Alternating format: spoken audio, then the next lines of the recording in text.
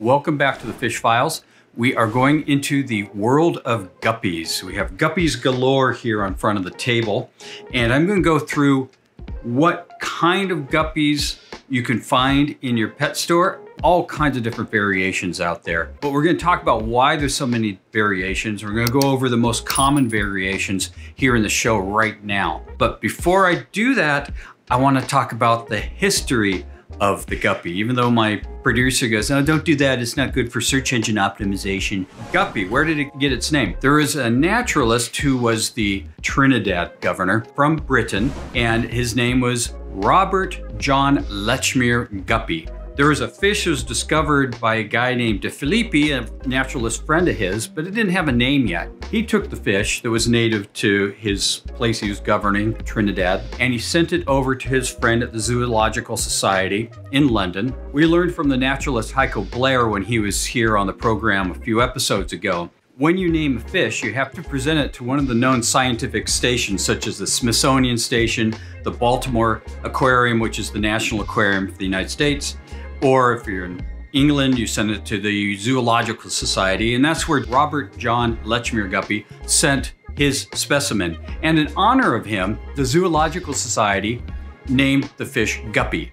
So it's named after a naturalist and politician in Trinidad named Guppy. So that's where the guppy fish came from. So the scientific name is Poecilia reticulata. It is a live bearer, and a live bearer means it fertilizes and produces fish in the water. No egg laying, no spawning, no holding fish in its mouth. Live bearers are also fun aquarium fish because they're easy to breed in the aquarium. And you watch the live bearing process actually right in the water. You want plants around if you're going to breed some of these guys, or get a breeding container, and you can keep those fish alive long enough to grow them out. Guppies grow.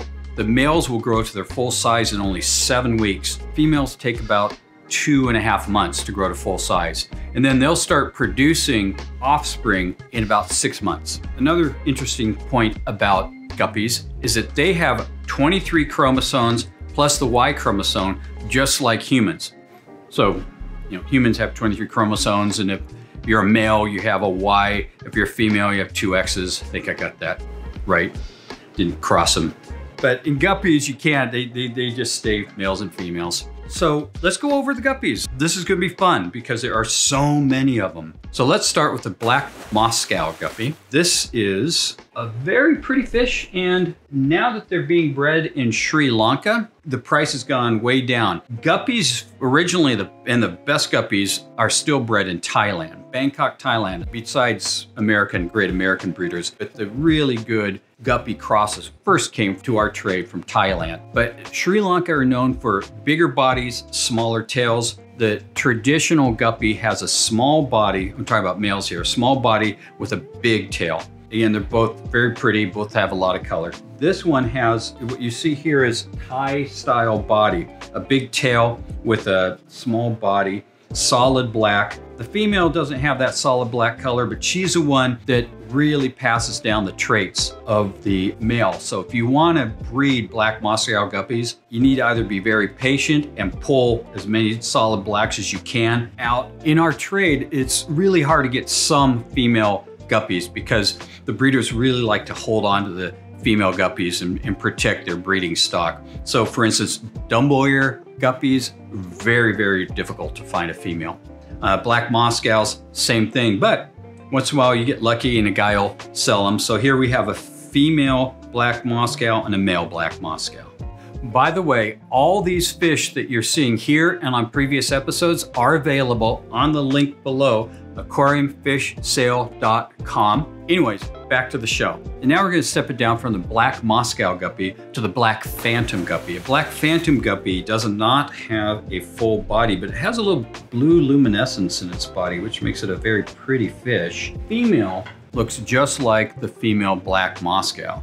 So beware if someone's selling you a black Moscow female guppy. Could be just a black phantom female guppy. They're about half the price of the black Moscows. That's why I'm mentioning that. But the black Moscow guppy, while it's solid black, doesn't feature that nice blue luminescence that you'll see in the black phantom guppy. So I think it's very pretty. I don't know if we can get these guys breeding so quickly, but the males, the way they breed is the males will saddle up to the female from behind and nail her with his gonopodium, which is a little long fin-like structure that he has on the belly right by his anal fins. So when you have live bearers, you'll see them constantly trying to breed in the aquarium and the females constantly trying to run away from the males. And a little note on guppy care. So guppies have been bred for 150 years. Because of that, you're going to get some weakness from the original wild, which looks like basically like a rainbow pattern, the wild guppy that you find around South America and the Caribbean region, like Trinidad. Because of that, you get diseases. The diseases are mainly bacterial in origin. Calomaris is the biggest one. You also get ick, which is a parasite. I recommend a little tablespoon of salt with 20 gallons. So I say little, a heaping tablespoon of salt to every 20 gallons of water when you carry live bearers. And that's also with well-bred swordtails, platies, and mollies, not just guppies. Those are the 4 main live bearers that you find in the aquarium trade. All of them, if you don't want to have issues with them in your aquarium, require a little bit of salt in the aquarium. It won't harm any of the other species. It does prevent plants, if you put too much in, from thriving and growing. Find the balance there and you'll be much happier with your guppy care. Okay, now the blues. This one is the Blue Delta. Blue Delta is a solid tail guppy. Doesn't have any pattern on its body itself and presents a nice, I don't know why, it's not really a letter D, it's more like this shape. These are Thai style guppies, small body, big fins. You'll find Sri Lanka doesn't do a very good job of making deltas. The Blue Delta has a very dark, deep blue color. And we're going to go to the purple haze or diamond Delta in a moment, where you see a lighter color. But this is a very common pet store variety that you'll see. And now we have a tux pattern. As you saw, the Delta is a very, very dark blue color. When you get a tux, you get a light tail and a dark blue to black body. This is the Blue Tux Guppy. And this is a Sri Lankan pattern. It actually, though, is really quite nice because the tail's a little bit bigger than you usually find in Sri Lankan guppies. When we get to the Tequila Sunrise, you'll really see the difference in the shapes between a Sri Lankan bred fish and a Thai or Singapore bred guppy. But this actually looks more like the traditional shape. Beautiful black body with a bright light blue tail. That's Neon Blue Tux Guppy. Not very expensive, and you can find them in most aquarium stores that sell guppies. So we've talked about solids, we've talked about deltas, we talked about tuxes. The next color variation that is common to most colors of guppies is the Cobra. That has a snakeskin body color pattern with a variegated, solid to variegated tail. And this is the Blue Cobra Guppy. The next one is a little more higher bred, so a little more costly guppy called the Diamond Guppy. The Diamond Guppy is a light pastel blue. It's also called a purple haze guppy. And again, the trait is primarily carried on by the female, but in this case, you can buy females readily from all the reputable dealers. In one point on breeding guppies, the females will breed with any color. Also, not only that, once they bred with, say, a yellow guppy, you want to get a black guppy from that yellow female guppy. You want to get more yellows, and she's bred with a blue cobra or black phantom guppy. She'll breed and she'll have offspring, but now you're going to have a mix of different colored guppies. You'll have to wait till she gets through that spawning period. You go in a pet store, you have assorted male guppies, assorted female guppies, and you go, ooh, I want yellow guppies. So you get a yellow male, yellow female. That offspring is probably not going to be yellow, not for a couple months, because she's most likely pregnant if they've been mixed together. And so now she's going to have whatever color males have been impregnating her, and she can have up to 4 batches from one impregnation. So just remember, you're going to have like 2 months, and then you'll be able to start having your pure yellow guppies. So now we're going on to some very pretty yellow guppies. First, I want to show you the yellow tux, a very pretty yellow pattern variation. And I might mention to the pet stores that are watching me, if you keep assorted males and females, just for the comment I just made, that's fine, but just keep the assorted females in one tank and assorted males in the other. That way, when people pick out their fish, they're not going to be, their colors and the female offspring aren't going to be so mixed up for the first couple months. So anyways, this is called the yellow tux female. Not much black in the body, but that varies, but always has a nice yellow delta tail. And next we have green Cobra / yellow Cobra Guppy. This one has a lot of yellow in it, so I like the green to have a lot of green in it. In this regard, it's kind of a mix between, it's halfway between a green and a gold Cobra. So you see the color pattern is exactly the same in both fish. In the pet store, when you see them, it's really hard to figure them out. Ideally, the yellow Cobra is a really gold color. The green Cobra is really a deeper green color than what you see here. Anyways, keep that in mind. But this is what we have in the warehouse right now for our green Cobras. And I would say though, to my favor, when we keep these males and females, we always keep them by color pattern and by sex in separate tanks. We never mix the colors up. And so that's one thing good. However, my green Cobras aren't that green this week.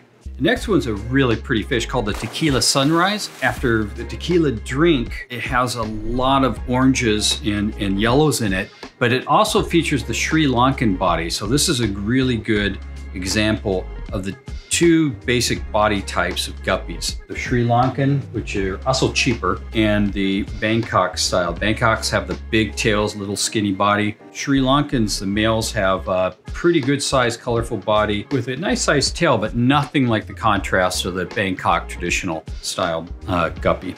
The next one is a black leopard. Black leopard has a very unique pattern. You have kind of a variegated tail with black and yellow in it. And it also even has some blue highlights. It's a very pretty fish. Again, in this one, you can see it's that Sri Lankan style body. Sri Lankans can really produce a lot of unique, very pretty colors. The only thing they can't produce is that narrow body with the big tail. But these are also very hardy fish. I have to give that to the Sri Lankans. All right, let's do some reds real quick. And this is the red delta, a very pretty striking fish. This is the Thai style, smaller body, bigger tail. So this one has a tail, could be a little bit bigger. These are probably a month from full maturity, so they will get a little bit bigger. This guy's going right for the female right away. Very hardy fish. Now we have a red tux, which is in a black body with a red tail. So you get pretty familiar with the color variations, primary color variations of the guppies anyways. And what's funny about the red tux is in the trade, it's called the blonde tux. I don't know why, actually. I try to find out. It always has a red tail. It's not a blonde colored tail. It has a black tux body. In the trade and in the pet store, they're called a blonde tux, but they're red. All right, and now one of the prettier red variations. This is the red Cobra. And red Cobra can really have a good snakeskin pattern color on their bodies with greens and blues and blacks and reds. And the tail has a variegated or Cobra pattern. Here you can see, actually this is a great couple. Female's a little small, probably another couple weeks before maturity. Yeah, I'd say probably not the greatest breeder yet. Give her 2 more weeks and she'll be right there. All right, let's go into some specialty guppies. This is a neat tail pattern called the Lar Tail Guppy. Lar tails, named after the old ancient Greek instrument, the lyre instrument, have a tail in the same pattern. And you'll see this in other live bearers. There's Lar Tail swords, there's Lar Tail, what they call them, brush tail guppies. And then you see it often in mollies, Lar Tail mollies. These are green Lar Tail guppies. Green Lar Tail, they have red Lar Tail, blue Lar Tail available from the breeders. We generally carry green because it has a nice color assortment. The green's a little subtle in the green Lar Tail, but it also has blues and reds in it. So I think it's a fun fish for the aquarium because of that little color mosaic. Now let's talk about a couple specialty guppies that are very difficult to get females of. I mentioned them before. This is a Dumble Ear Guppy. Dumble Ear Guppies have large ventral fins. We talked about that same guppy, just like the elephant guppy that was able to fly in the circus. These guys can't fly, but they certainly look great with their big ventral fins. And you'll find that same variation in a previous episode when we talked about betas. There's a Dumble Ear beta, just like there's a Dumble Ear Guppy. Unfortunately, I don't have a female to match them with. If you want to try and breed these guys, I'd use a red Cobra female and just look for that variant in the offspring. And if you find a female can give a few more than the others, then just keep working with that female and see if you can get it. But it's going to be tough, but that's why it's a hobby and not just a decoration. So that was a terrific example of a Dumble Ear Guppy. Now I have an example of what I would say is a grade B, not a terrific example, of the Santa Claus Guppy. The Santa Claus Guppy has reds, whites, and blacks, and a grade A Santa Claus Guppy would have beautiful flowing fins and dumble ears. You'd see some little rose pedaling in its fins, especially along the tail. These guys are very pretty. They exhibit the right colors, but they don't have that big fin structure that you like to see in a true Santa Claus Guppy. But they're special enough that the breeder won't send me any females. But these are the Santa Claus Guppies, grade B. Now these are all males, and you can ship males together. You can ship females together. You guys are not going to be shipping. I'm talking about guppies to put in your aquarium.